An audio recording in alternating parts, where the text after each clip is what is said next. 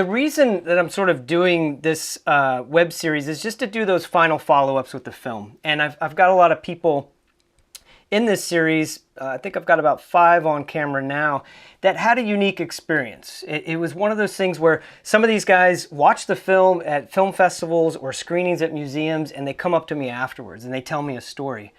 And it's related to the film, and it's related to maybe certain scenes or sequences in the film that they have a personal connection to.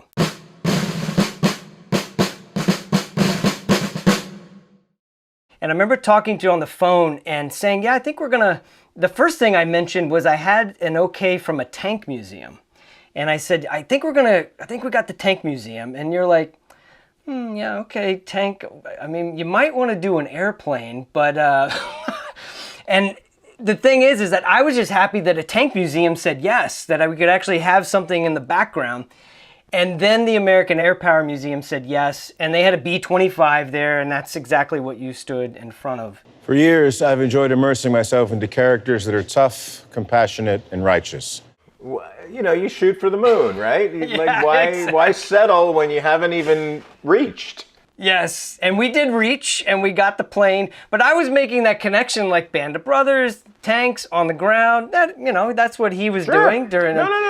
Honestly, it could have worked in a green room. It's setting up. You have a ton of images, but to be in a museum, that evokes what is a museum. A museum is a current representation of what was. Yeah. Or things from the past that we go to look at and see. So, to me, that, you know, I think it was a great museum. They were fantastic there. I mean, basically opened the whole place to us and said, you know, do what you need to do. And I mean, how better can you get when you've got an authentic B-25 behind you and we're able to shoot there all day? I think that's like super awesome.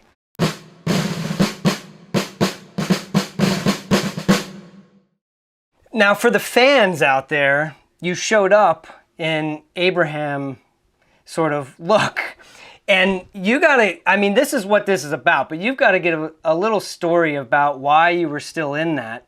And I have my own little story of hanging out with you for that day and the next day before that, of people walking up and going, are you dead? Are you dead? Like, what happened? What happened? Well, that was the summer that I was dead, right? I was already dead. And no, this was this was the season finale, and Negan has you all lined up.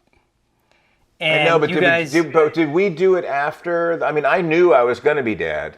You knew that. Nobody else knew that. And any questions that came your way, under contract probably. Yeah. you were were quiet. We didn't talk about any of that. It was all very secretive that time. So even for a year after I had been killed officially on film and it had not aired yet, I was still walking around as Abraham. Yes. And I think at one point I even said to you when we saw it, an early cut, I was like, you know, we could go back and redo that so that I look less like a maniac. Yeah. Well, and you were like, oh, well, maybe, but you're like, nobody seems to mind, you know. It's like no, and you know what? Most of the comments were like, is that the guy from Walking Dead? Like, at least it's recognizable, and you know, if they do their research, they know that you're in a lot of other stuff, including Bandit. So I think it caused, you know, a conversation anyway. Yeah, which is great. Yeah, that's where I was, you know, at that moment in my life. So.